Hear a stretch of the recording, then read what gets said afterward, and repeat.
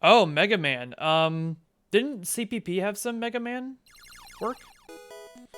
Okay, so what we're doing at the start here is the totally normal intro, except that we did not set options before starting the game. It's faster to set options in-game instead of doing the options at the new game screen.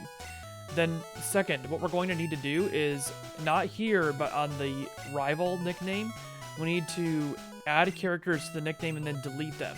Because there is a glitch in the cutscene animation when you encounter Pikachu, where the animation gets this half circle instead of the full circle based on the data from where the rival name is set up.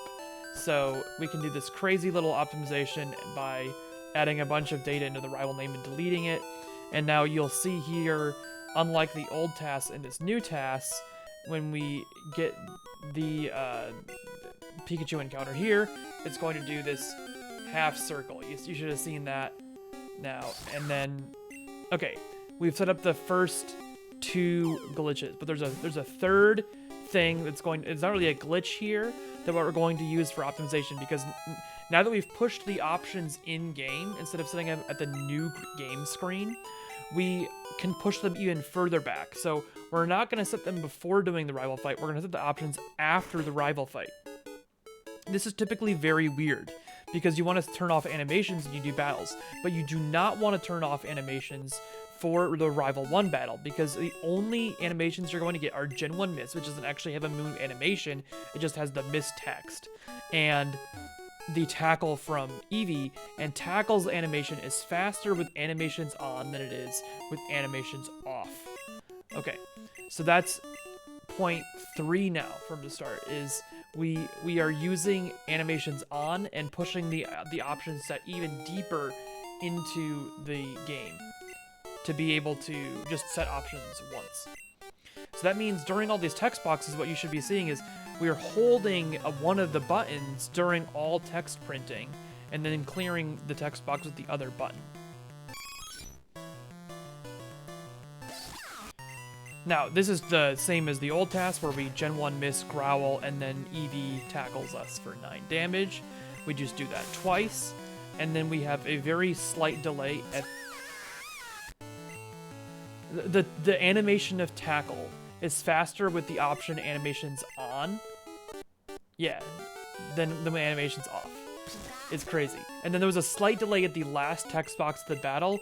That helped us align the D-sum, the cycle of encounters, such that we can get Nidoran immediately when we get to the grass.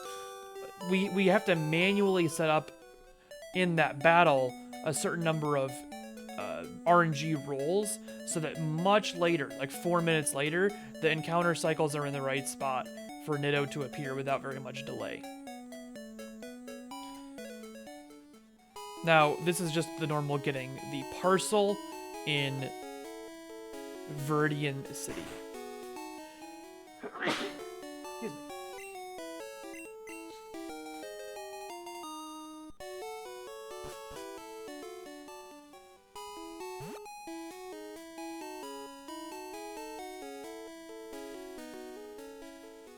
And now you see here the extra YOLO grass on the way down.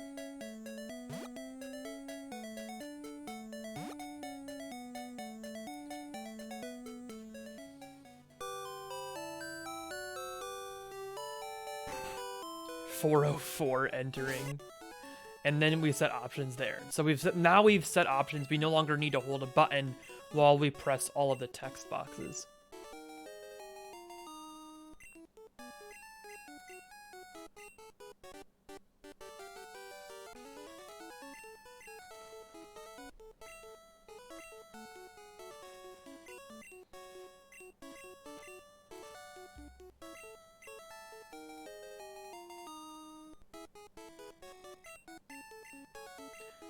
And continuing to clear all of the text in Oak's lab.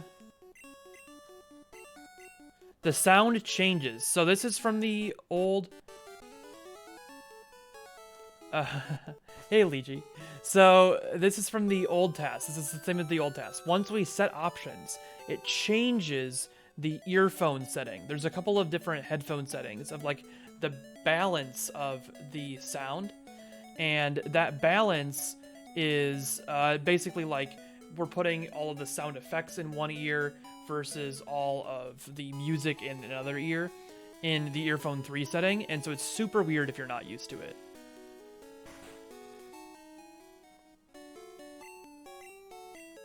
Now we buy one less Pokeball here because we know now in this rewrite that we don't need to get a Sandshrew, so we can afford to only buy exactly 3 Pokeballs. And now coming up soon here, we're going to have the botted Nidoran Manip. So this Nidoran Manip, if you account for the fact that we had to delay some to get the D-Sum lined up, it is actually a slower Manip than the old one. But if you assume that, like, from the state of, like, the D-Sum being aligned in the same way, then this Manip is, like, slightly faster than the old Nidoran Manip. And it manipulates a Nidoran with F6EF stats. So that's perfect attack, perfect special. So in Gen 1, special attack and defense are a single special stat. So it has the 15 maximum special DB. And Meerkat Games with the 15-month sub. Thank you for your support of the calculator, Meerkat. But continuing here, we got the Nidoran Encounter with very little delay, less delay than the old one if you account for the fact that the D-Sum had to be realigned. And that section from the old man, the end of the old man catch tutorial to Nido was all one botted section. Now, immediately here after the end of the Nido Encounter, this is all botted again. It's a second section of botting that was used to find a Pidgeotto. Now, that saved 67 frames because the 1% encounters are really difficult to find manually, so having a bot to find this was super, super helpful. And now we get Pidgeotto at exactly the 7-minute mark. And you could get it like a whole bunch of different times because it could come anywhere in the grass. So that the exact time at which it comes isn't really too relevant. But the time to the first trainer battle in the forest is going to be crazy early. And the strategy here in the Pidgeotto fight is exactly the same, except that we did not need Nidoran to crit the Pidgeotto after Pidgeotto attacks us. So Pidgeotto hits us for 21, we're at 1 HP, and now Nido gets a regular tackle on the Pidgeotto, saving a little bit even more time even. So at this point, we have saved about 100 frames. We're already very, very good shape in terms of how much time we've saved over the old run.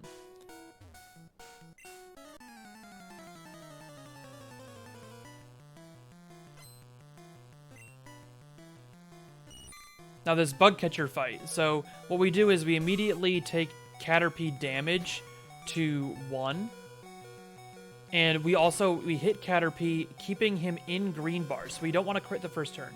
We want to crit the second turn, so this HP bar never changes color. Because anytime the HP bars change color, you lose 5 frames.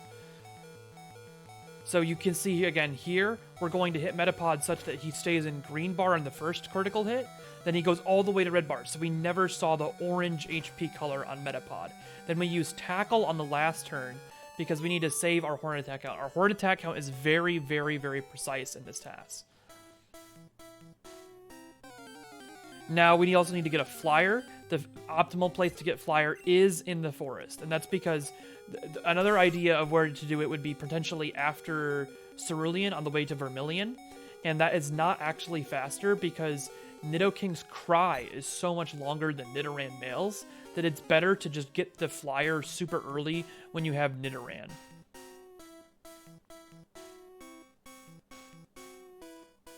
And the reason it would be potentially interesting to do it after Cerulean is you have to use the Cerulean Center, and there's Pokeballs that show up one at a time, 30 frames at a time in the Cerulean Center. So it would be interesting to save those 30 frames, but you end up not being able to because Nidoran's Cry is so much shorter than Nidoking's. Now here we have a double crit on the Caterpie. Double crit on the Caterpie, it takes 2 turns. You do occasionally hit that in RTA. Sometimes if you have a very good Horn Attack count coming out of the first fight, you will use 3 Horn Attacks. And look at this, a 952 Forest Exit. Really, really cool.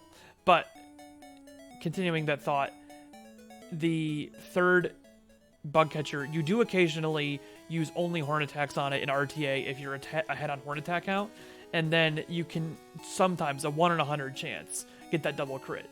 So it does happen in RTA occasionally, but here we can guarantee the double crit. And now we're going into the Lightyear Guy fight. Lightyear Guy is a super fun fight in TAS. The Diglett is pretty simple. You just use its turn to get hit back to 1 HP from Diglett's 5 damage scratch. You don't need to manipulate a Gen 1 miss, because that's a really great place to script our HP. And now Sandshrew here, we have to not quite max roll crit, but high roll crit. And then we have to manipulate Sandshrew after that nearly max roll crit to Gen 1 miss us. And then we have to manipulate an actually max roll crit. So there's like a 1 in 200-ish into a 1 in 256 into a 1 in 400. Just like all stacked up right on top of each other. So it's a very, very difficult fight to manipulate. And there we only have about 35 frames of delay doing all of those manipulations in tight sequence.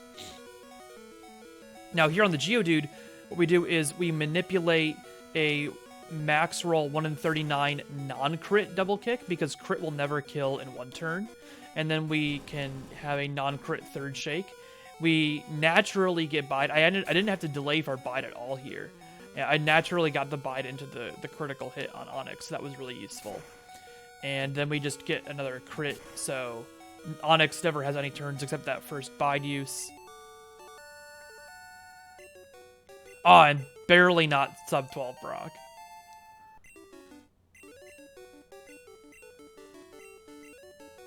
$12.07 Brock. Pretty useful. But continuing here, now we're through Brock. We're about 2 seconds ahead now overall. We've saved about 130 frames. And we're going to Route 3. Now in the blue TAS, what happens here is they go into the mart and buy escape routes. In yellow, it's pretty free to get Dig taught onto Charmander, and you end up wanting to nickname Charmander anyway. So you just teach it Dig, and it doesn't really lose too much time. In blue, you want to put all your moves onto Sandshrew, and so you never teach it Dig. It's a really complicated decision tree. And buying escape ropes ends up actually not being that great, because using an escape rope can be slower than using Dig. Now we have to level out of Red Bar here.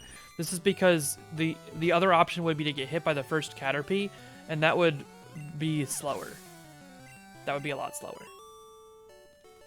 So like you could skip getting hit by Diglett from 6 to 1, but then you would level out of Red Bar on Sandshrew, so that doesn't really work out.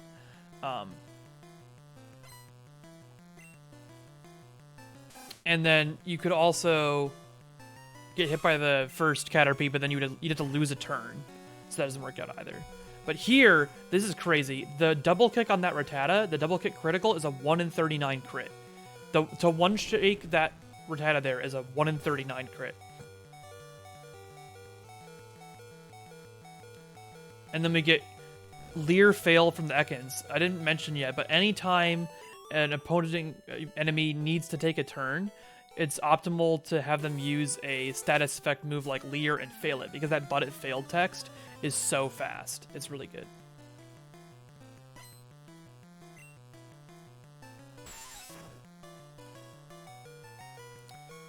And now we have some really easy fights here. With a normal horn attack on Weedle, but it failed. And horn attack crit onto Kakuna.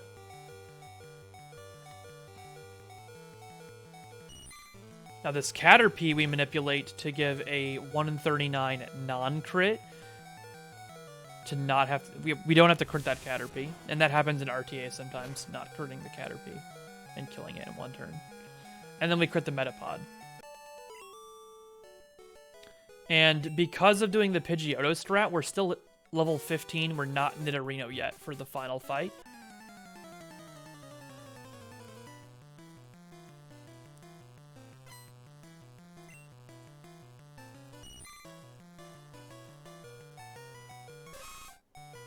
So we crit Caterpie.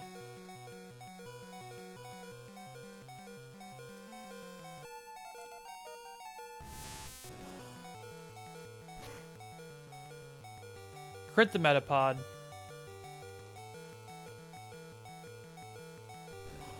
And finish with the double kick shake. Anytime we can finish with a double kick shake, we do, because that shake animation is so useful.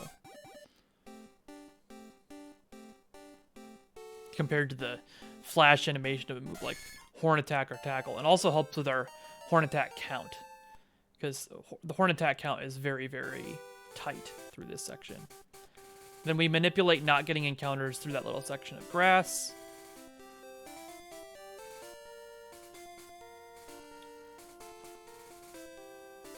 This walk path here also sets up the walk in Mount Moon to not give us encounters.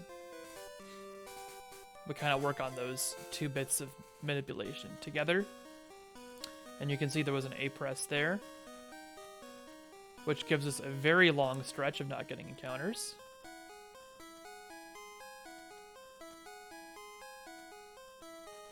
So you can see all of this here for the longest time is no A-presses, because what we can do is we can change. I should have botted Moon. Yeah, we can definitely bot Moon. It's definitely possible to bot Moon, because you could probably find a couple more frames out of that. Should have botted the entire TAS. But the end product with being able to control when NPC timers go off is that I think there are only 3 A-presses in all of this Moon. So the worst case scenario is that we lose 6 frames to finding the RNG for A-presses.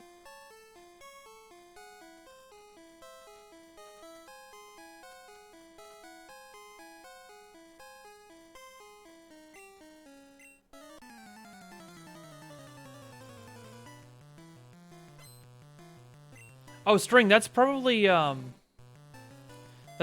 that like 30 question mark frames I was talking about in Moon. Because the old TAS was like way slower in Moon. It probably had NPCs on screen for different numbers of frames. Yeah, A-presses lose 2 frames, and we use that delay as a way of generating like RNG variants. It's because it's checking for an NPC, like if you were to interact with an item or a trainer.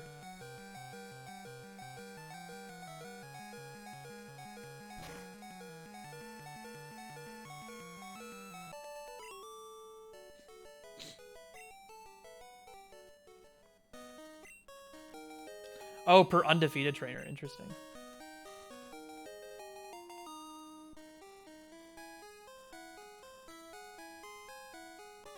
Well, that's another cool thing to think about for the future of TASing. We can't always have perfect TASes. The coughing here. So that last battle is very intense on color lag. So like we use a tackle on the Grimer first turn and then Horn Attack in the second turn, so we never hit it out of green bar. And then here we have crits galore, just critting Horn Attack, critting double kick. And then there's some precise damage roll crits on coughing. And we run have Horn Attacks. Yeah. The TAS obliterates the Zubat population. There are no more Zubats.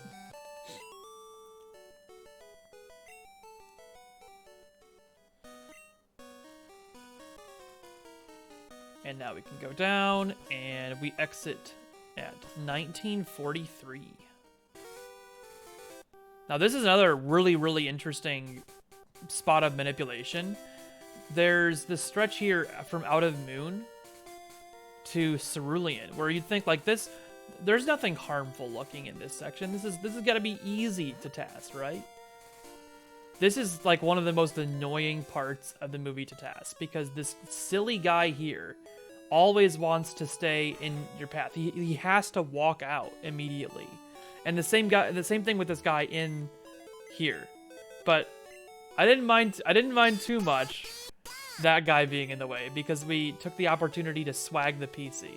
So you can see we stopped on a dime and turned left as we were looking at the PC. And what that lets us do is use the PC while not looking at it.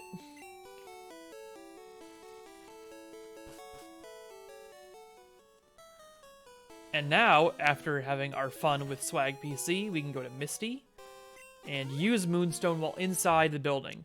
Now, we often in the TAS menu inside buildings. This is because opening the menu causes lag, and that lag varies based on the map that you're on and trainers that are loaded on the map and all sorts of things. So it is almost always optimal to open a menu inside of a building instead of outside of the building if possible.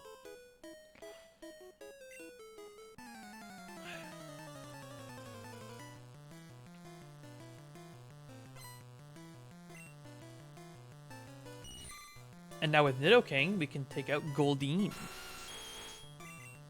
Same strat as the previous TAS here on Goldeen. We Horn Attack, get a Tail Whip fail, and Horn Attack. Again for a crit, keeping it in green bar for the first Horn Attack.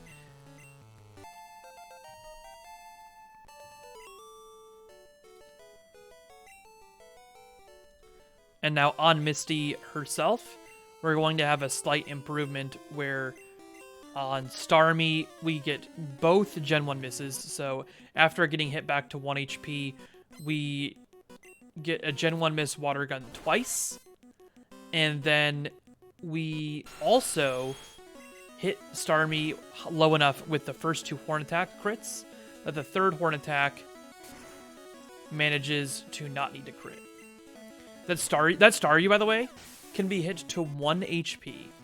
That Staryu is very close to being able to be one-shot, but it just barely cannot. There is just barely not a way to one-shot the Staryu. But you can see the first Gen 1 miss on Starmie. We get a second Gen 1 miss on Starmie. And now that third Horn Attack does not need to crit. So that saved another good chunk of time, and now at this point in the TAS, we've saved most of the time. 22:52 exiting Misty. We've saved a huge chunk of the time that is improved in this TAS. There is a good 50 frames left to save, so like another second worth of time to save, and a lot of that's going to come in Rock Tunnel. Rock Tunnel is a lot cleaner, and then a lot of like little chip time in fights throughout the rest of the run. And you can see we immediately teach Bubble Beam after Misty, so we can use that menu inside of Misty's gym.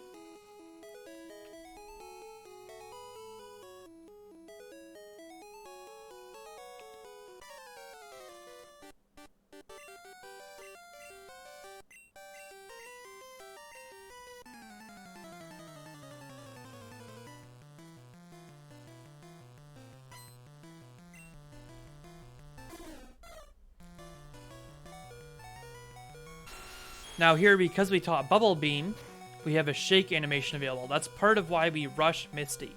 It's really, really, really good to rush the Misty fight, because with Bubble Beam access, we can take Sandshrew out in one turn, we can take the Onix out in one turn on this section of the game, and we can avoid critting a whole ton of things like that rat, because a lot of things on the bridge have very low special, and we also get the advantage of the shake animation. And then double kicking that Eevee for one shake is very, very difficult. It's like a 1 in 39 critical as well. So 1 in 39 crits galore. But I think that's one of the last ones that's difficult to find.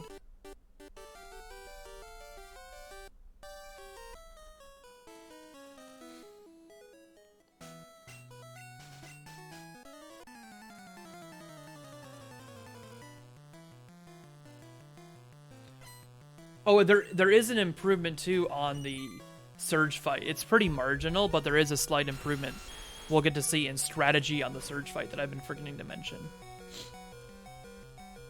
And there's an improvement in strategy in Lavender Tower Rival. So those are the two things to look forward to in terms of strategy improvements. But the rest of this, just the inputs for all these fights should be super clean. Very little delays for most of the fights. And when there is delay, it's often using print letter delay, so it's very transparent to the viewer.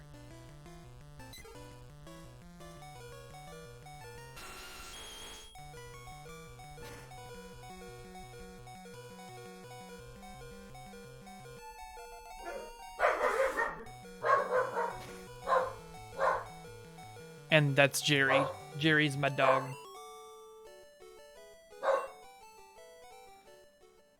Star Stack! The 7 health is helpful, yes. So there's this thing we use called a red bar. Red bar is when our HP is below 5/24. And that's because the number of pixels in the HP bar is 48.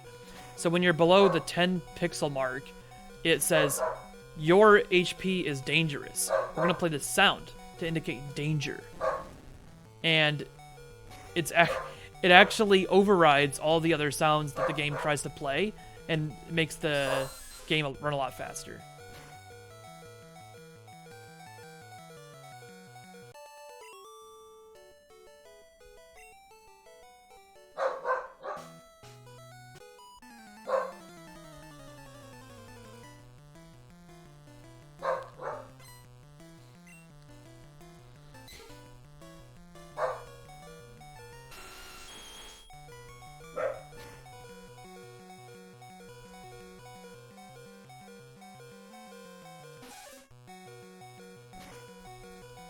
But continuing on, we're using Bubble Beam crits on a lot of these fights. The Bubble Beam crit range is going to be kind of difficult on the Nidoran females. Nidoran females are very tanky.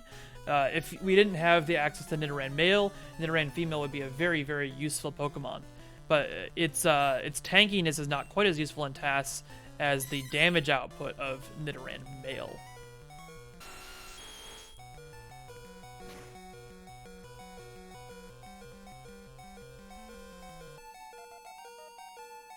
And now you see here, the Thrash Teach in Red Bar, one of the benefits of being able to level up in battle versus in the overworld that the TAS gets.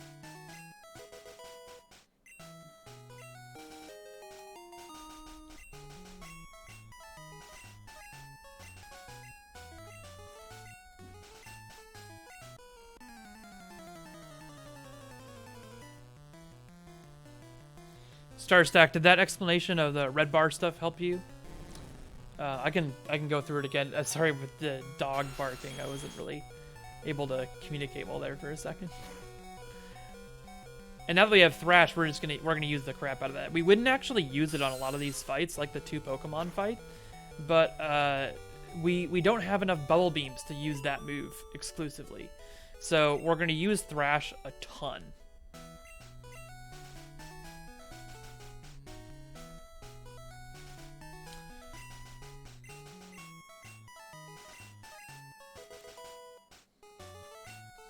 We're through a bridge at the 28-minute mark, moving on to Bill's house. The section here in the trainers isn't too crazy, but we do have a little entertainment improvement coming up at Bill's house for you guys.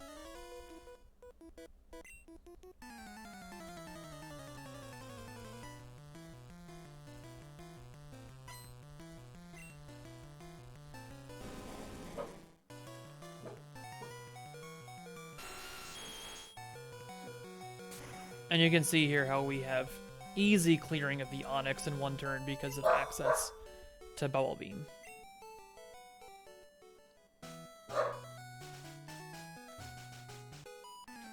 And we have the girlfriend and boyfriend,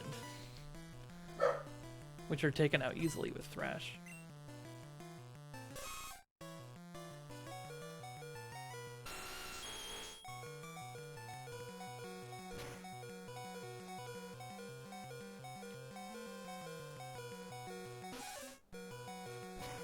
So yeah, again, we would Bubble Beam these guys for crits, but we don't have enough Bubble Beam PP to avoid just thrashing everything. the Thrash windup is actually slow enough that for 2 and 3 Pokemon, it's usually better to use a standard shake animation.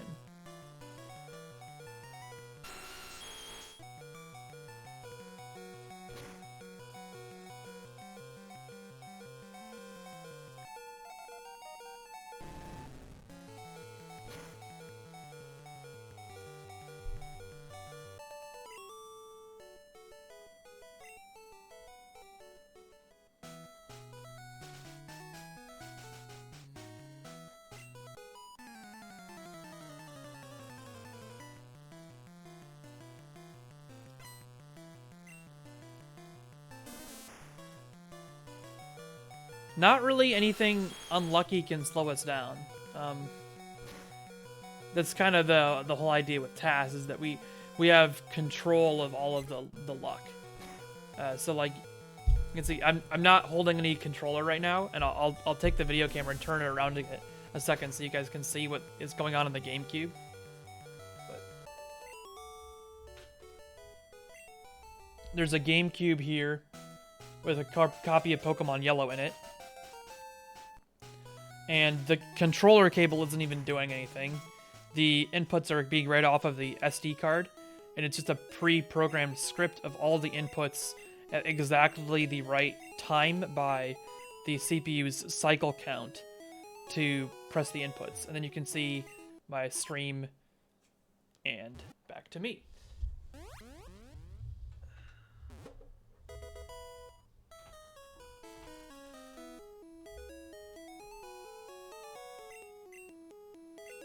So yeah, there's nothing random that could slow it down because it's all pre-scripted to happen at exact points in time with the inputs.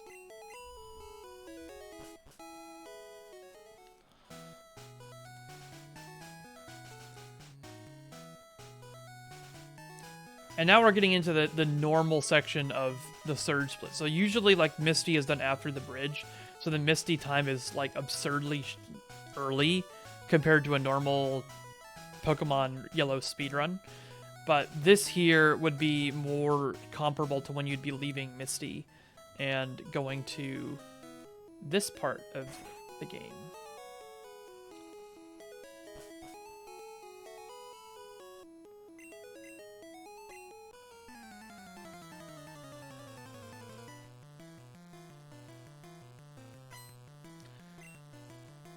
Dig Rocket. You actually have to manipulate some kind of precise stuff here because the Machop does not consistently die to Thrash. So you have to manipulate the Thrash range to not need a crit.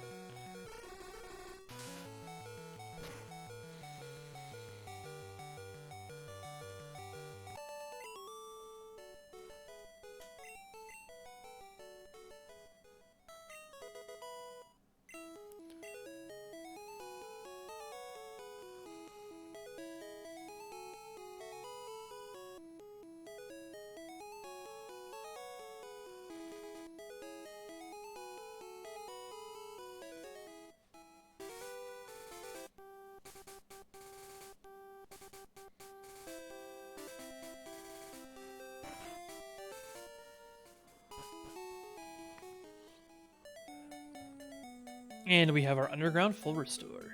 We use that as part of our sequence of bag manipulation. Star Stack, if there were, the TAS would desync. The entire thing is scripted to happen at exact points. So if there was like a crit that randomly happened out of expectation, then all of the rest of the inputs wouldn't work. So everything in the TAS that you're seeing is planned and chosen to happen exactly the way that we want it.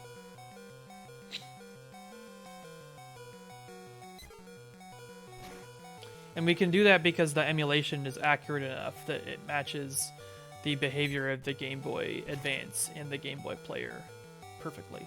Because the Game Boy Player attachment for the GameCube is literally just a Game Boy Advance that's strapped to the bottom of a GameCube.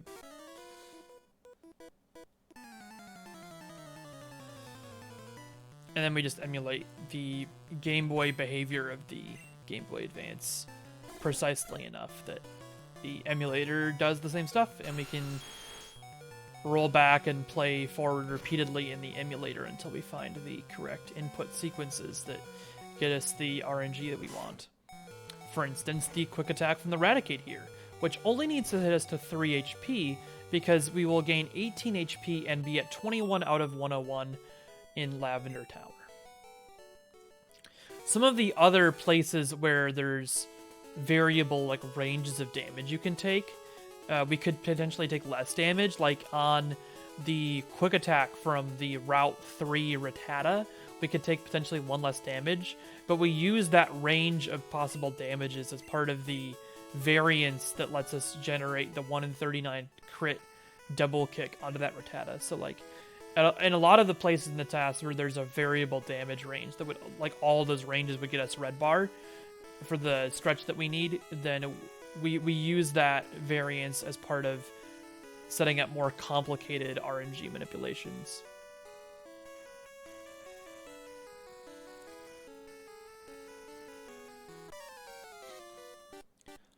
And now we've made it to the boat rival.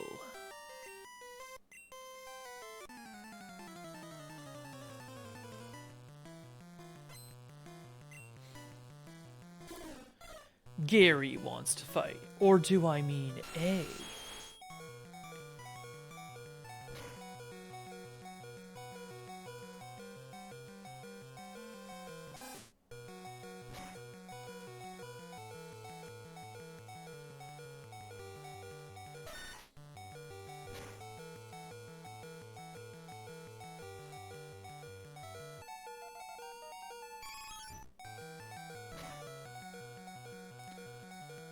And we have to manipulate Thrash to not need to crit on that Eevee. There's a slight range there, but it's pretty easy to manipulate that range on the Eevee.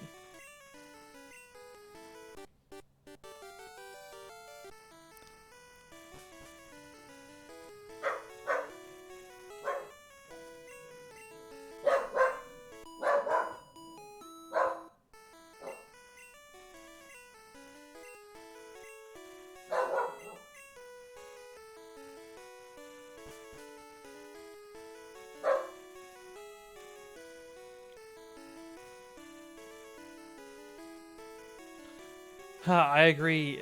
We at least get... You won't be too annoyed because you do get this, like, 30-second forced wait when you leave the SSN watching it leave.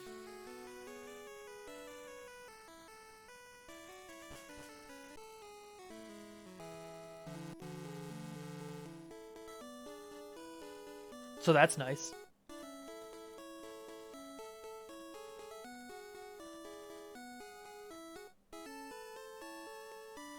Another interesting fact here is that the way that the cans work at Surge is that the cans are set when you enter Vermilion City. So we've now entered Vermilion City, right? We've entered Vermilion City after leaving the SSN. You don't enter Vermilion City for the cans when you enter it from above, because you then leave it again to get on the SSN and then get back into it from the boat. So the point where you need to manipulate which can is the first can is the point where you leave the SSN. I don't usually play too many of the new games on my own time. I play like up through Gen 4 on my own time occasionally. But really, I like, from a speedrunning perspective, I like playing Gen 1 pretty exclusively. And then here, the second lock, it doesn't really matter whether it's the right can or the above can. We just take whichever one we get. But we have to manipulate that, like, center middle can, because if you manipulate the center top or center bottom can, then you have to take extra steps to get to the upper left can to get can 2. But if you take that left center can, you can get the can directly to the right or above it and not have to take extra steps.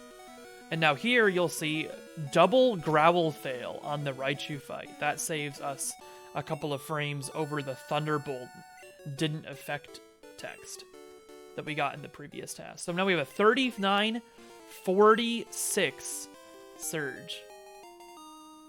But it had been 45, I wasn't paying too close attention.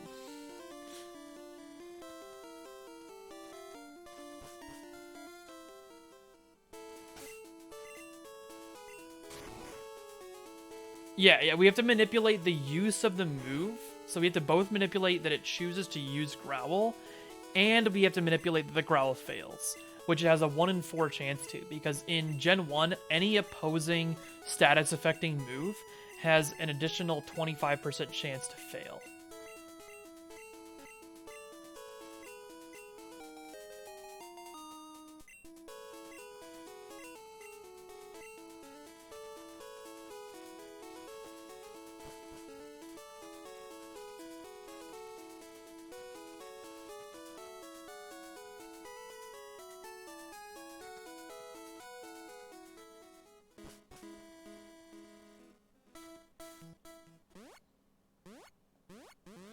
Then we have to walk back to Diglett's cave to be able to dig back to Cerulean. And now we walk and get the bicycle. We have to manipulate this girl to go down in the bike shop. Doesn't really matter whether she walks anywhere else afterward, but as long as she walks down, we can talk to the bike shop guy optimally. And then we swap up our bicycle so we can use it out of slot 1 and teach Thunderbolt.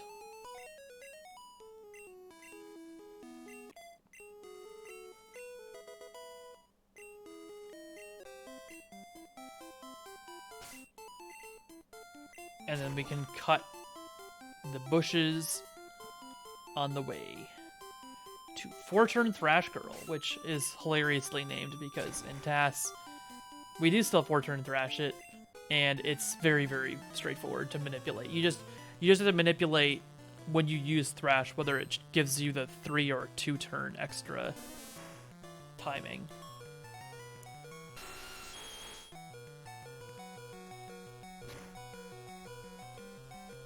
Also, hey Goddess Maria, welcome by the stream.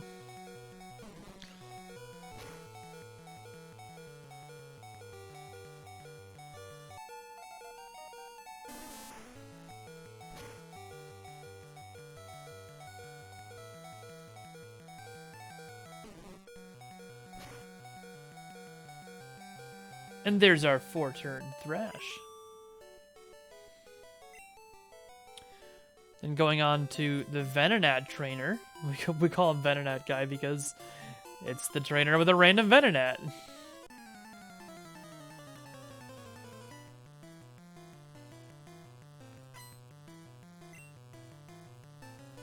In RTA, we often use Bubble Beam the first turn of this fight so that we don't risk missing the range and having to roll 3 or 4-turn Thrash.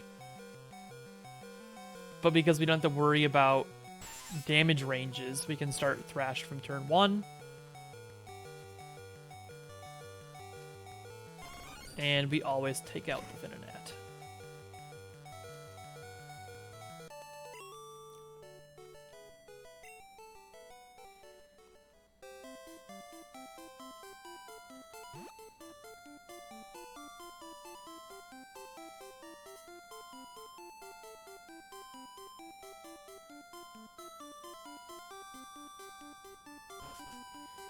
Now that we're in Rock Tunnel, we have some manipulation of encounters because we don't have Repel active like you do in RTA. And we start pumping out Bubble Beam and Thunderbolt. Cubone goes down easily. This is very, very similar to RTA's strategy here. We just get to choose whether or not the crits go off.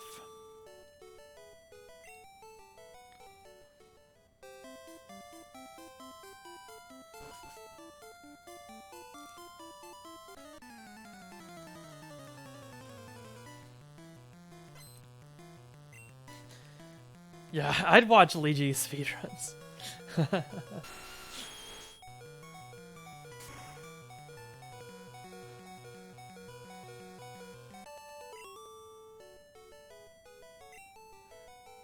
And continuing to manipulate away the encounters, while here on the Oddish Girl, we have a Thrash that has to be very precisely manipulated because these are very, very rough ranges when you're coming in at level 28.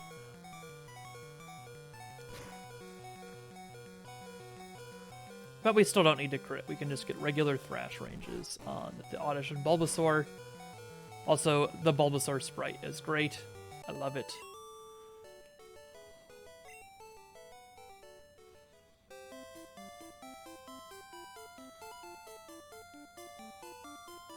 Continuing to manipulate encounters here.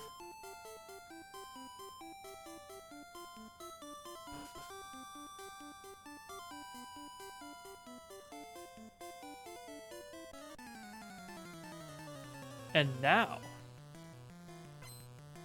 Hiker wants to fight. But unlike in Red-Blue, we do not use Thunderbolt 3 times into the Geodudes and get Gen 1 Miss self-destructs. And that's because it's actually slower to do that than using Bubble Beam, even in Red-Blue. And the only reason it's done in Red-Blue is to avoid having to refill Bubble Beam's PP.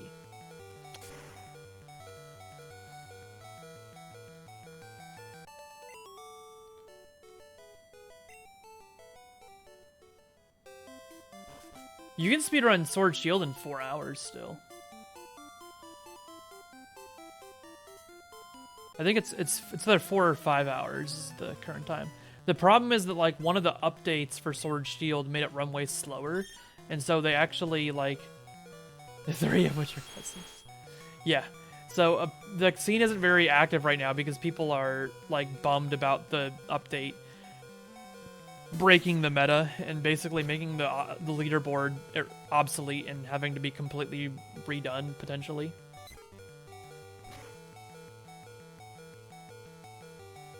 Because it's super difficult to run on 1.0.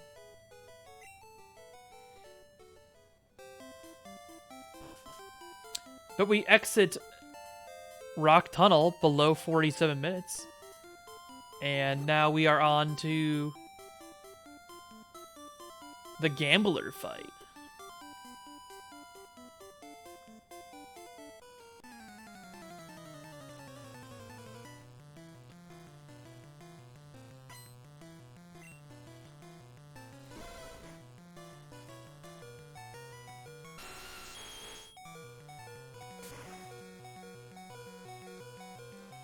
And on Gambler, we do use Bubble Beam.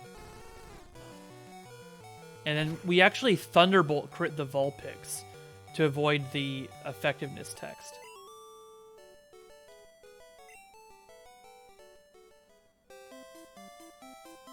Pinkish Princess. Did I ever consider fighting the girl? I have not considered that. That would be an interesting thing to look at in TAS.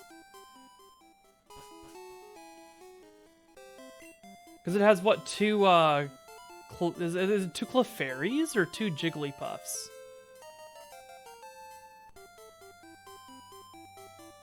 I've never looked at that before.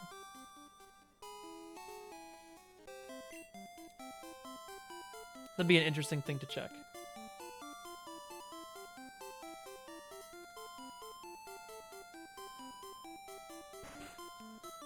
So one of the interesting things in TAS, this isn't different in this TAS, it's the same as it was in the previous rewrite, but you intentionally lose the battle against the rival 1 because you need to have Vaporeon on the opposing team to have Ninetales in the party, because Ninetales is so useful having Quick Attack to manipulate Red Bar.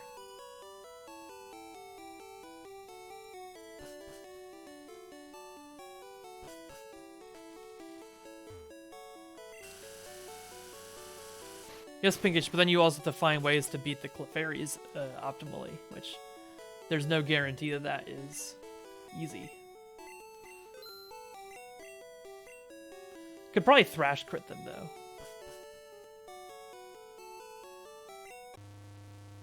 But it's a 2-turn. It's a 2-turn with a Thrash crit on both. That would be really close. Like, just from theory, and the text, of course, would be really significant, like how much text the Gambler says versus the girl.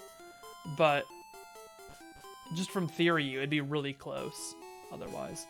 Now, this is also known from the previous task, being able to bike to the Fly House. And now, watch the time here very closely. 49:56 Fly. Sub 50 Fly by like 4 seconds.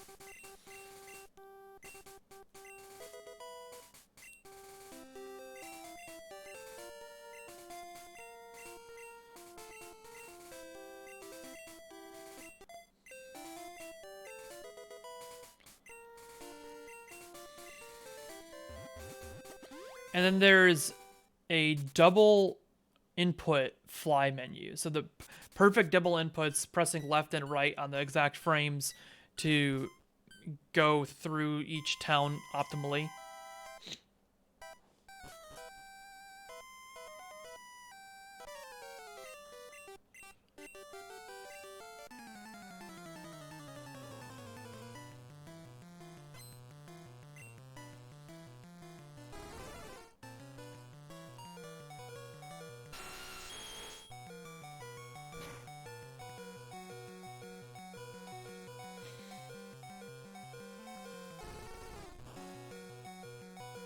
And now this is one of the last strategy improvements in the TAS. Using Thrash on the tower rival, we can 4-turn Thrash.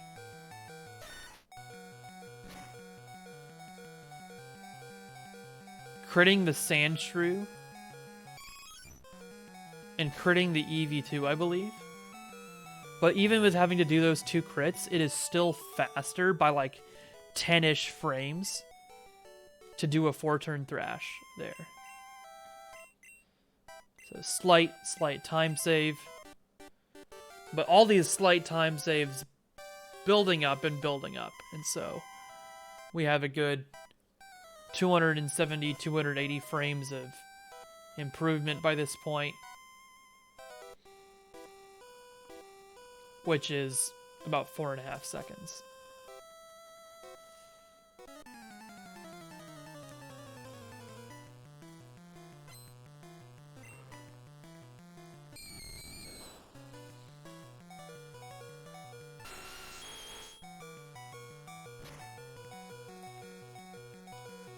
Again, same strategy on the Ghastlies. We don't need to get Rock Slide. Rock Slide is a consistency measure in the main RTA speedrun. You get Rock Slide at the top of Celadon in the Mart, and it's so much more consistent than relying on Thunderbolt either hitting multiple turns or crits, because you lose like 24 seconds of time if you add up all the time it would take to use Thunderbolt twice to kill all the Ghastlies. So maybe even if you crit one of them on average, you're still losing 18 seconds, and that trades off pretty evenly with the time to teach Rock Slide. So it's pretty even on time, but it's so much more consistent to use Rock Slide in RTA. In TAS, we don't need to worry about the consistency because we can guarantee critting every Thunderbolt.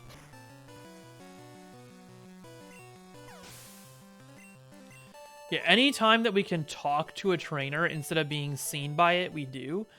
Except for in some cases where you could theoretically talk to it. Like on the way to Vermilion, there's a guy you can talk to from the grass. And you could theoretically do that in the task, but you don't because the extra 4 steps is worse than the time of the exclamation point showing up.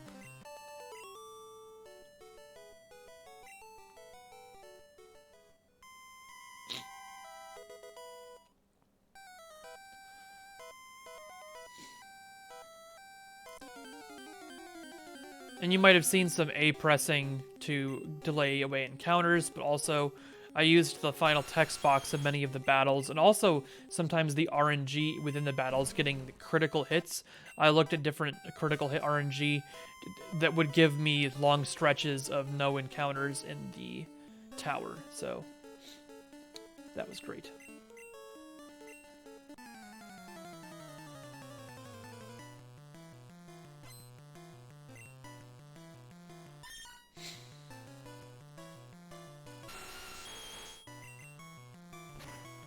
And then we can YOLO drill Meowth.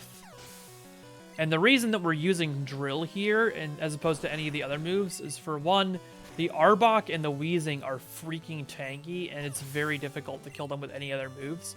But for two, we don't worry at all about losing Horn Drills at this point, because we're going to immediately center in Celadon to set a dig waypoint after the tower.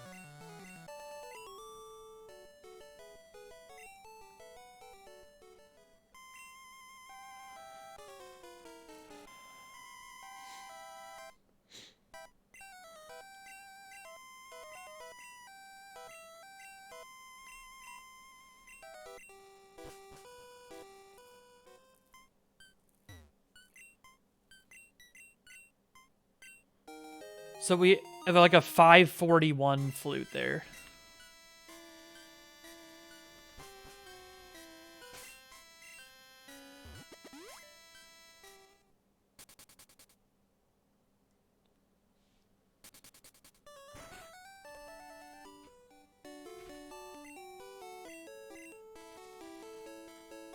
Randall and Pinkish are RTA speedrunners. This is called TASing what I'm doing. So in the RTA runs, they are doing this all, but they don't have control over when they crit and things like that. They're playing in real time and reacting to the RNG live.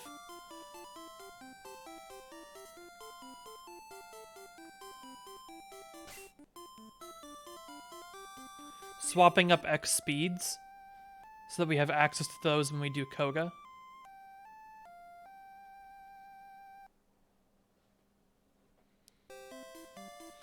You might have also noticed we swapped up Pokedolls because the swap, being able to do that in TAS, it's a lot faster than scrolling all the way down to the Pokedoll.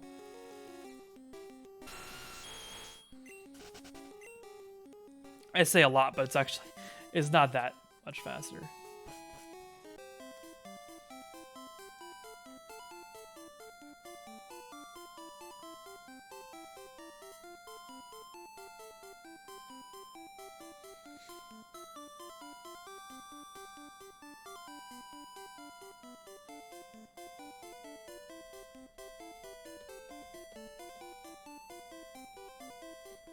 It's not Pinkish. I checked the timing on it, and it was slightly slower for me to do left cycling road. It's only faster in blue because of needing to get the max elixir for some reason.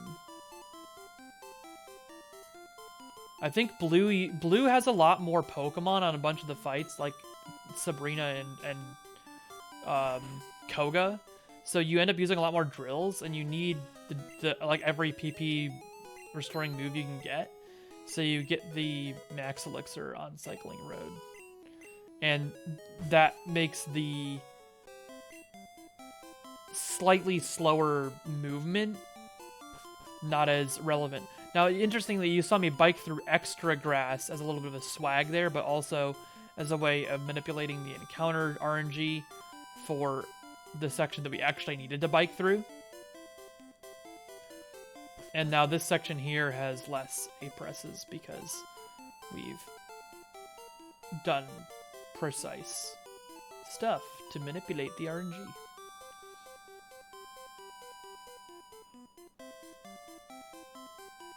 Look at me YOLOing all this extra grass.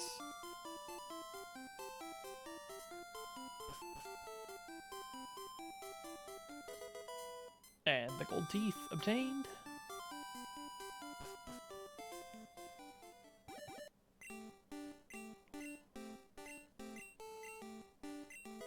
Barely not sub 59 surf. Yeah, the Safari Zone encounter rate is super high. It's very difficult to generate no encounters in the Safari Zone. It takes a lot of work to manipulate without losing like tons of visible time.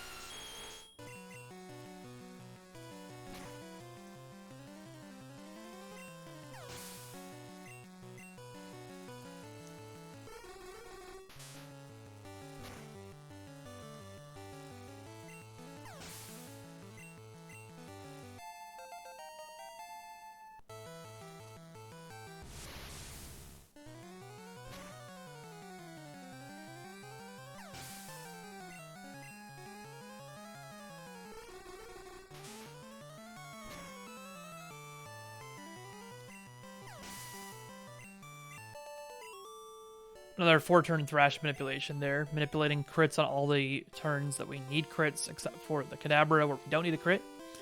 And manipulating the Thrash last 4 turns. And now, We have a very complicated manipulation here.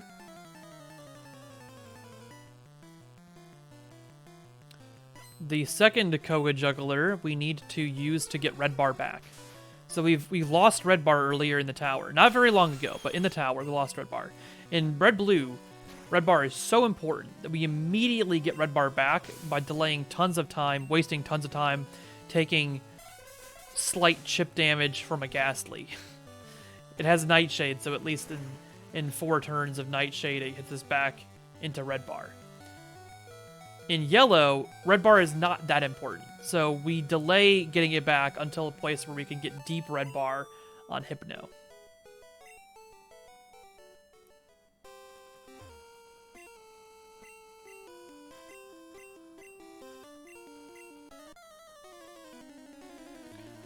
To make one of these TASs, it takes like weeks to months of work. So, like a week ago, we were botting some stuff in the intro, and then I basically just like marathoned out rewriting the rest of the run the last couple days. And yeah, so we have to like, you have to do tons of work, like dozens of hours searching through frames to find improvements, and often hundreds of hours, but I have enough experience with this particular task that this might be an RTA world record for making a TAS. Well, yeah, considering that I had all the inputs templated for me, it was actually pretty simple to improve. What I did was, so like, I found about 200 frames of improvement through like frame 90,000, and that took like a couple days.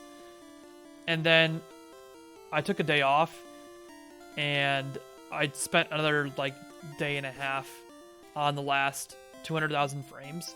But those 200,000 frames are way easier to do because it's like every like 4,000 or 5,000 frames you have a battle, and you just have to like change a little bit of the RNG to make the battle work again.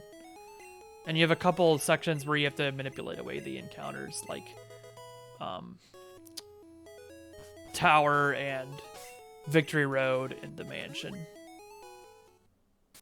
So like here, we have to manipulate that person to walk out of our path so we can walk straight to the water.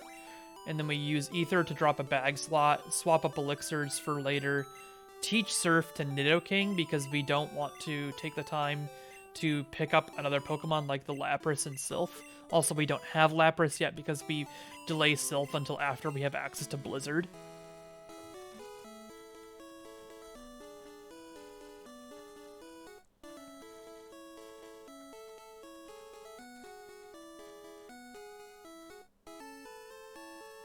Yeah, we're about 2/3 of the way done with the run now. We're about like 33 minutes away from the end. And then you have to manipulate all of this water to not give you encounters. You have to manipulate the mansion here to not give you encounters, which is fun. Look at that A-press.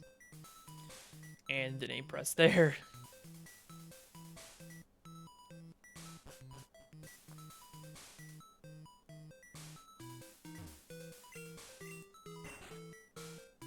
At Stringflow probably could bot this too. I wonder if this loses frames with NPCs being on screen. But you could certainly at least bot the whole section of walking for RNG purposes.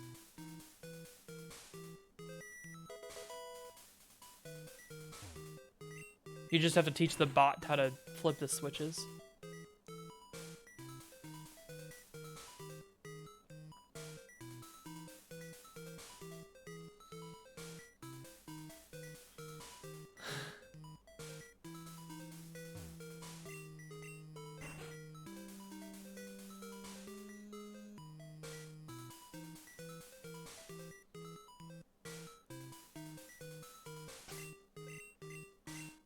Now we teach Blizzard again. So we opened up a bag slot by using Ether, but then we lost the bag slot because we picked Blizzard up. So we have to open up another bag slot by teaching Blizzard, which we need to teach anyway because we're going to have to teach it on the way to Erica. and then we grab the secret key, and now our bag is full again. So when we fight Erica, we will not get any text about receiving a TM.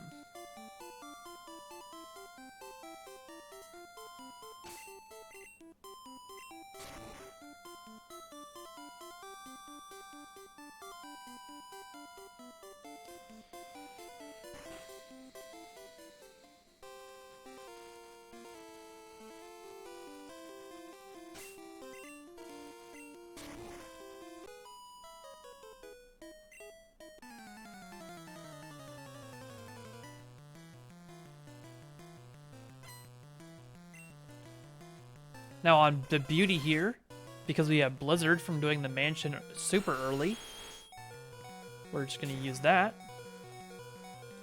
Get a quick old shake animation.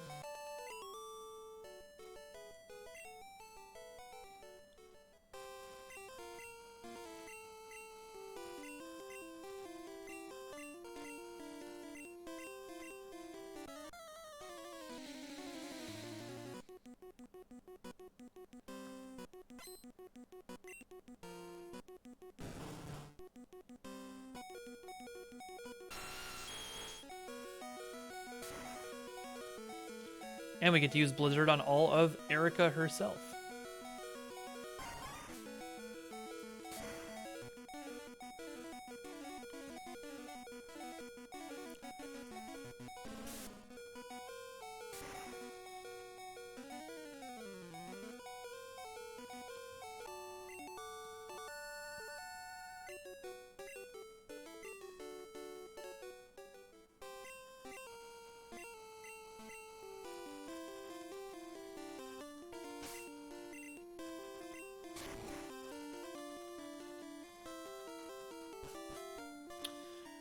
Now that we've beaten Erica, we do Blaine.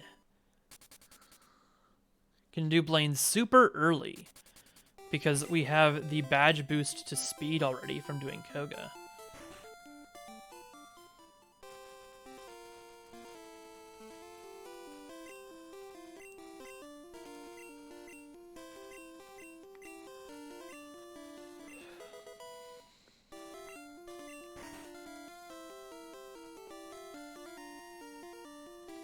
These Blaine questions are a huge pain to do. But, importantly, not as much of a pain as they are in Red Blue, where you have the whole sequence of learning how to do the Blaine questions every single time you get to a Blaine question.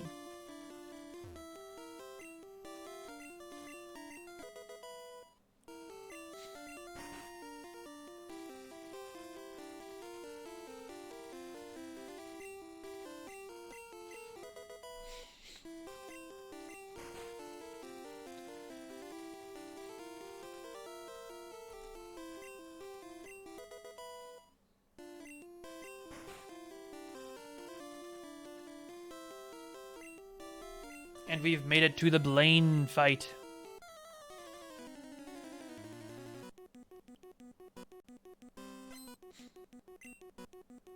I don't know, Nils. I don't know if that's a bug. I don't know if that's how you would describe it. It's just weird. Very weird. We need to X speed still, even though we have the speed badge boost to be able to outspeed all of Blaine's Pokemon. But then we can quickly drill through all of Blaine.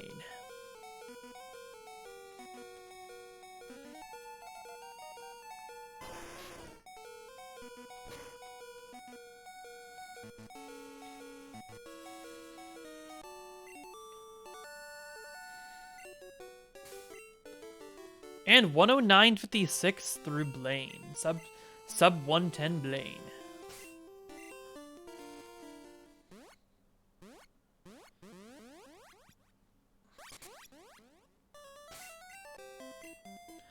But we do have an important section that we've been skipping out on, pushing towards the very end, and that is the Sylph section. Now, the reason that we do Sylph and the Sabrina gym last is because we are going to use moves like Blizzard and Thunderbolt crits to take out a lot of Pokemon that normally you would need to Drill or Earthquake in Gen 1.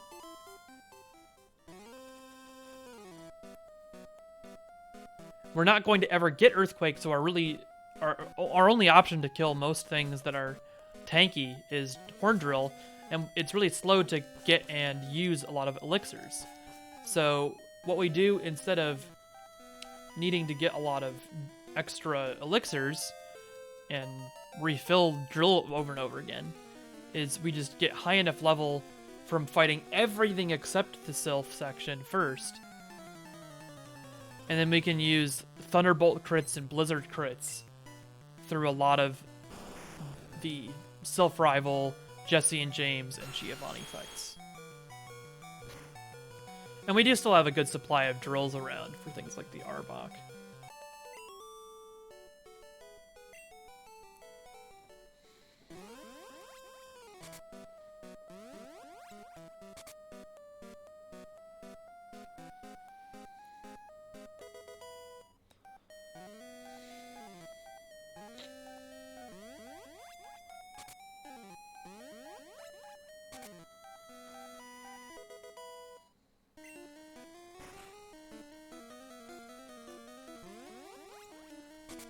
And now, to Sylph Rival.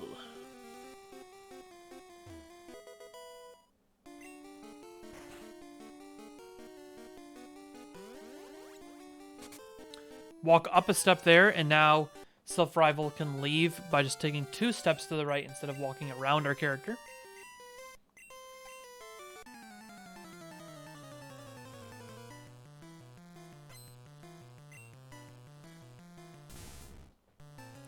And look how useful it is that we went and did the mansion first. We can just go straight into Blizzard on the Sandslash. Doesn't even need to crit. We do need to use our last draw on this Magneton.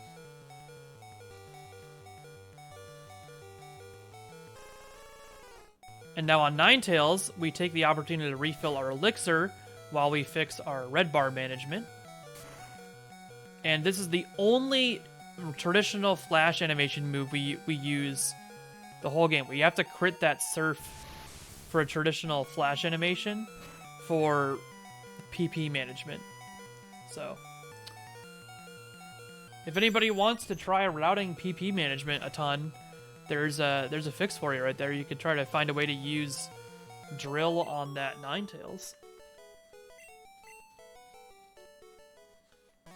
We do have to drill Vaporeon.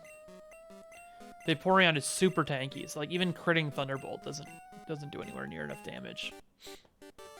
I think it has really high special.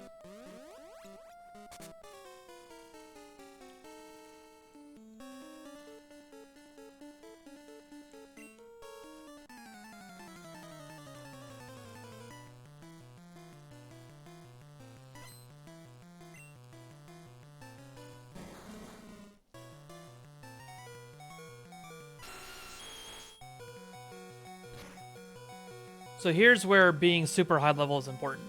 Wheezing is really difficult to kill with any of the traditional moves, but we can Blizzard crit it, and we can Thunderbolt crit Arbok, and we're totally fine.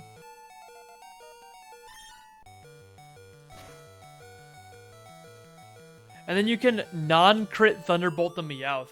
That's a great thing, even RTA people, I think. I've never found a use for it, but you could theoretically Thunderbolt that Meowth and not even have to crit it. Because you're level 40 there. I think you're a similarly high level in some routes in Yellow.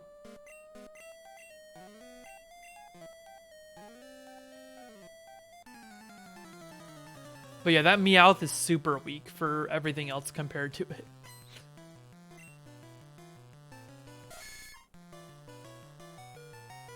And then we need a no setup Giovanni, so we go straight into Thunderbolt. Thunderbolt crit working out great on Nidorino. And then on Persian, helping us maintain lots of extra blizzards. We do a blizzard here on Rhyhorn. And don't need to crit, it's just super effective. And the same on Nidoqueen. Oh, we do need to quit. We do need to crit the blizzard on Nidoqueen. Nidoqueen's a freaking tank. But then we have the 115, was it 38 or 39? Giovanni. That's pretty good. It's pretty good. Making some good headway here.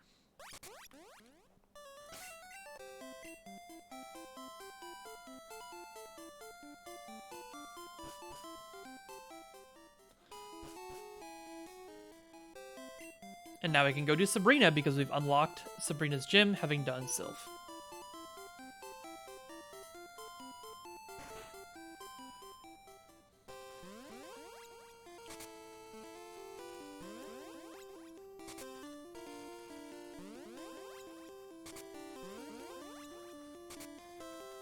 Sabrina's great, not quite as crazy manipulation as the red-blue fight where you have to manipulate a specific damage Psywave from Alakazam, but it's still pretty good.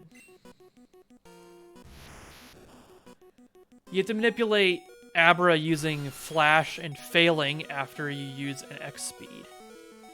And then you can use Drill for all three of Abra, Kadabra, and Alakazam. And Drill is really quite optimal here because all of your other moves are special based.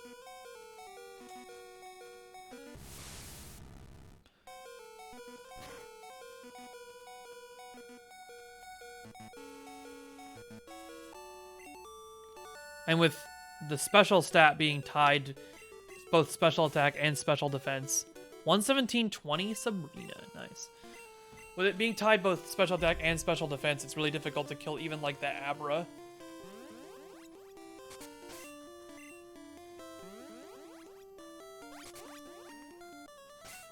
Except that we have a one-hit KO move.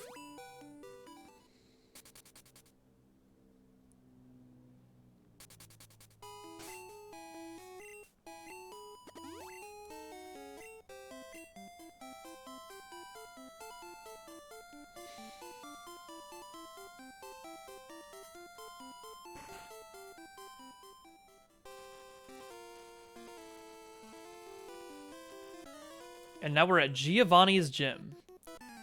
We use a PP item to drop a slot, similar to the mansion strategy where we're dropping and gaining bag slots to manage having a full bag, except in this case, instead of trying to keep our bag full all the way up to Giovanni, we are emptying our bag by a slot so that Giovanni will have to give us his TM Fissure.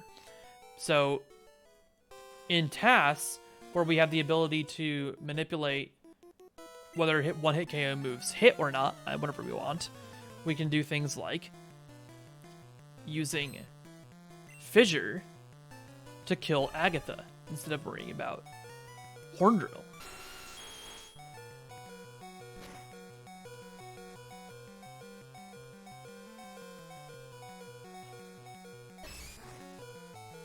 Oh, plenty have tried and failed Star Stack. Plenty have tried and failed to top the power that is Nidoking in Gen 1. We have whole leaderboards of people using other Pokemon. I think Primeape is like 30 minutes slower or something. It's crazy. And that's like the only other viable option. And it's 30 minutes slower. But yeah, we leave and re-enter the gym here to reset the trainer position so that you can just walk past this guy you just fought to get straight to Giovanni.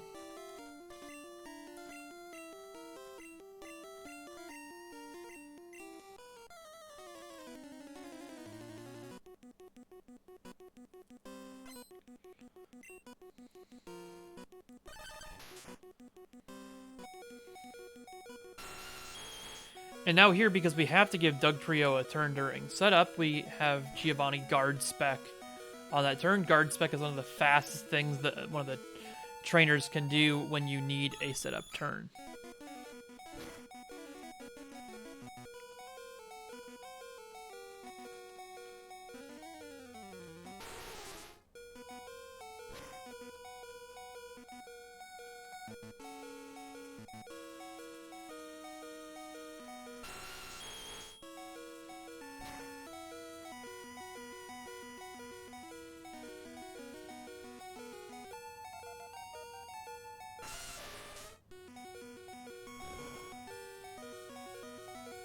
And even Rhydon gets the drill, though it's not very effective.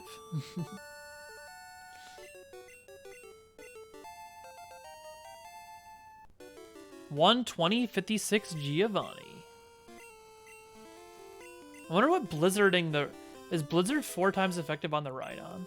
I wonder if you could blizzard it. Or if you even have blizzards to use there.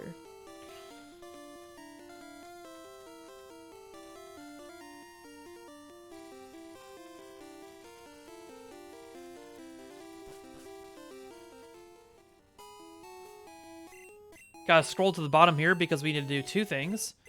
We still need to teach Strength to Charmander. And we no longer need Dig, so we can just write straight over Dig instead of worrying about which moves we're writing over. And then we can teach Fissure, because we just got Fissure from Giovanni. We had to scroll to the bottom of our bag anyway, so that was the perfect time to also be in the bottom bag teaching Strength. And now our bag being full no longer matters. Charmander is an HM beast. He is a beast of an HM friend.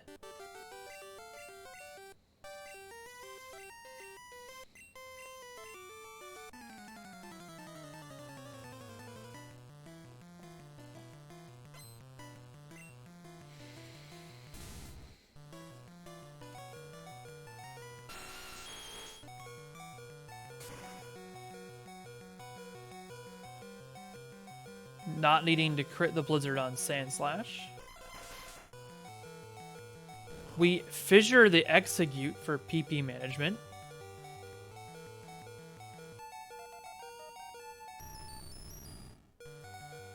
And the Magneton.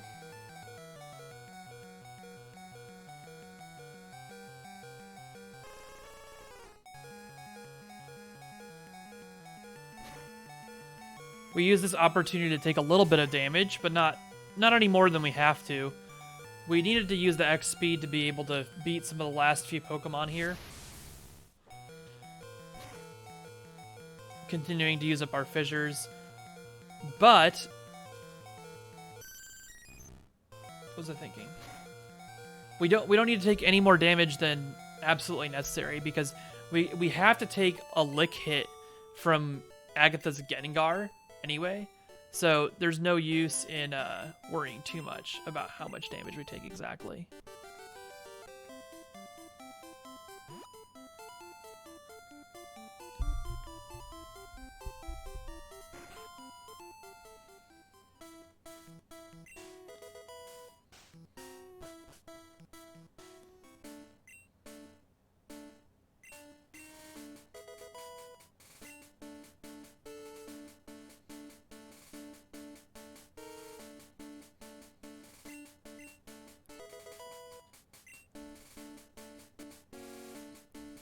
Now getting through Victory Road on the bicycle. Nothing too crazy here.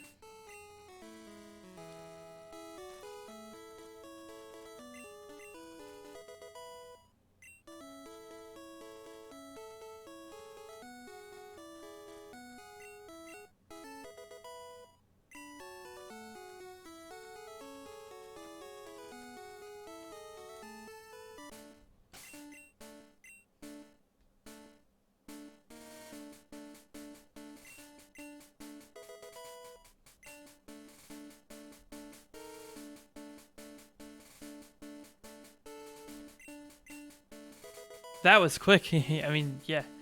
The Elite Four itself is only like less than 10 minutes of the game time. But yeah, we use Strength, and now we're doing the Boulder Puzzle. All of this manipulated to not need to give us some counters.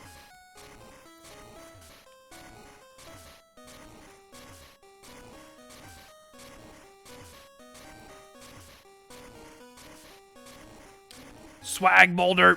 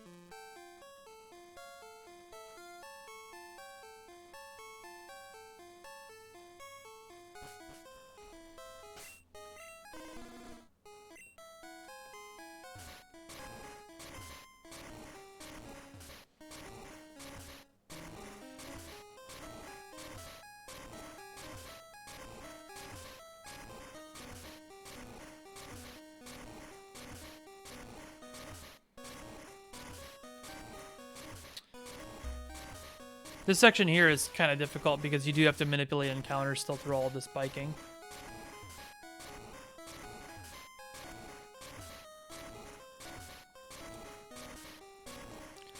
And look, there's a swag boulder for an RNG manipulation, which gets us to this great section actually here where we didn't have to do hardly any A pressing. There's just an A press there to get all the way through here. And then when you drop through the floor, you have two menus. You first have to use strength again, and then you have to get back on the bike, but not before elixiring, which we can do with 2 consecutive double inputs.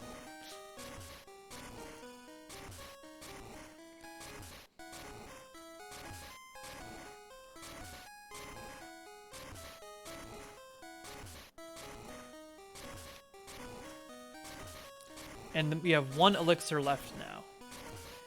And one final swag boulder sets up our last RNG manipulation to exit Victory Road at 127.36.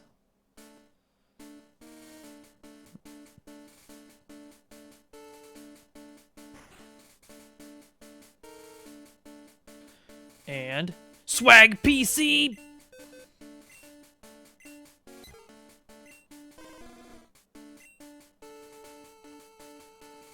A little bit more than that. It's like 8 minutes. A little bit more than 8 minutes of Elite Four. So you start Lorelei at 128.08, and you end the champ like 7 minutes later.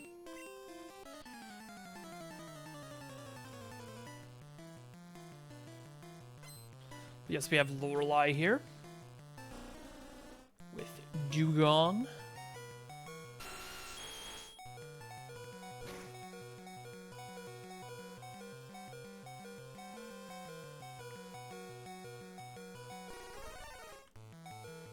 And Cloyster.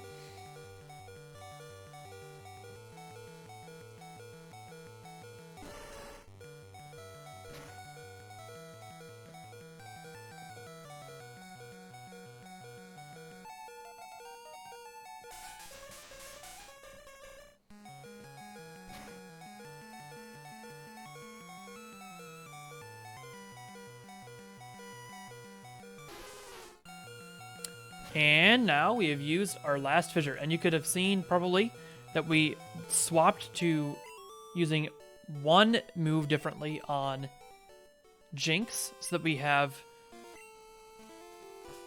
optimal moves set up for Bruno and Agatha.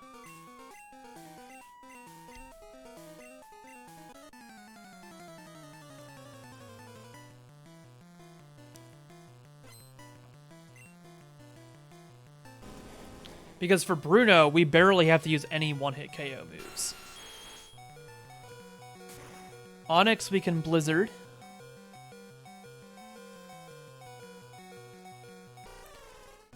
Hitmonchan, we can Blizzard in TAS. Blizzard crit.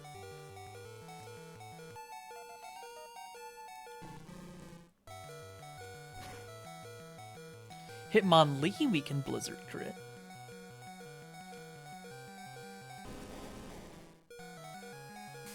Onyx, we can Blizzard again. So Bruno's like entirely Blizzard because all of his fighting Pokemon have really low special stats, except Machamp is tanky enough that we have to use our second to last drill on the Machamp.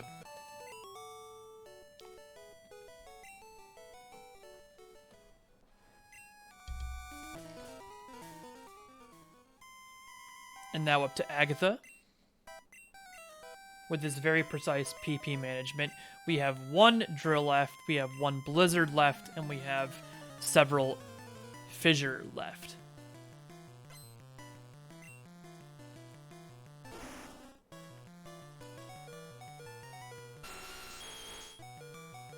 So we start with X speeds that are one-hit KO moves will affect Gengar. Lick does work.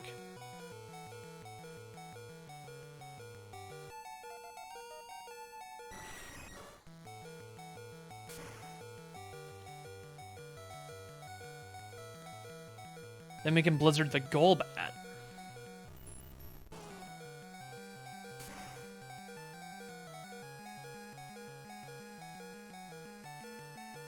And we can Fissure the rest of Agatha.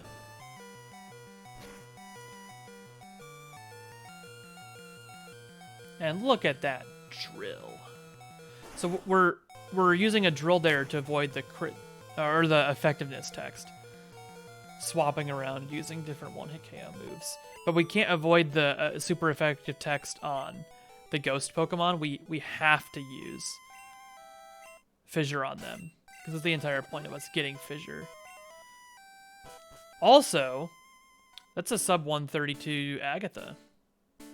That's probably new.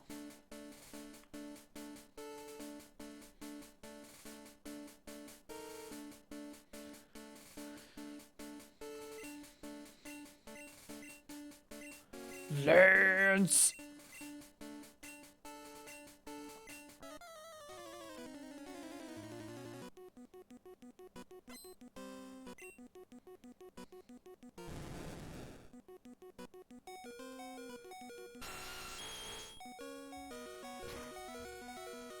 So on Lance, we can drill Gyarados.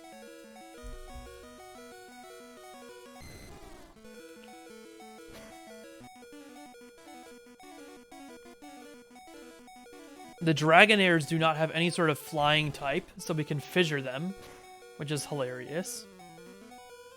And there's no effectiveness text, we just get the one-hit KO text. Aerodactyl, we manipulate to give us a Hyper Beam miss, which is not a Gen 1 miss. Hyper Beam has a miss chance. And then Dragonite. Okay, I was wrong. You do have to crit the Dragonite, even with F special. Sad face.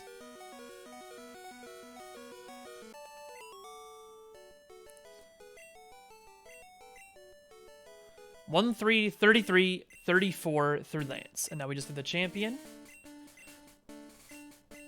And we'll have a fully resynced, fully modernized, optimized, botted, except for not botting Moon yet.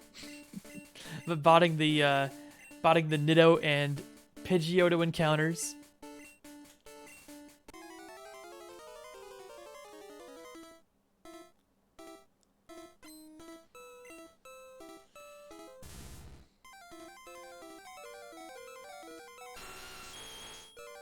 More botting soon. Of course, always going to add more botting. So, like, it's going to be a couple yearly thing. Every couple of years, we're going to find more botting improvements to this TAS. Again, okay, so we're continuing here on the champion fight to choose whether to use Horn Drill or Fissure as the one-hit KO move based on what text we're going to get from the opponent. So Fissure is fine here because we're just going to get the one-hit KO text, not any super or not very effective text. And the same on Executor, we're going to swap back to Horn Drill.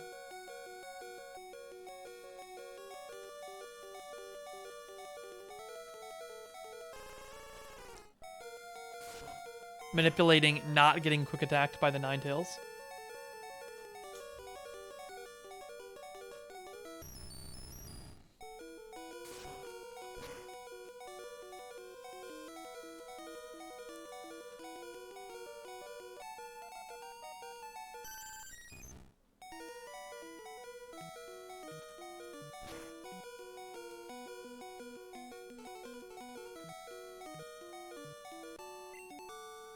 And finally, Vaporeon is down. So a 135-26 champ.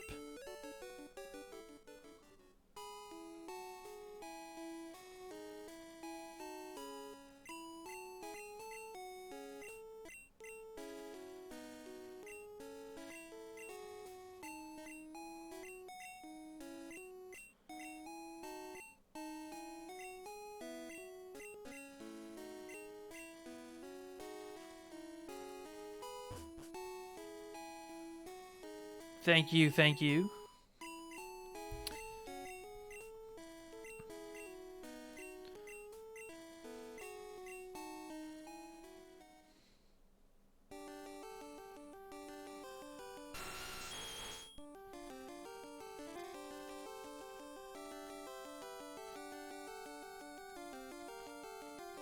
And there's that 1:33 in-game time. So we ticked over, and we have slightly better in-game time. So that came up to 1:36:31 by this timing. I think with the way that the startup worked with the timing, we probably started the timer slightly too early. So by the timing in the file, it was stamped as a 1:36:27.7. So it's actually even a couple seconds ahead of this.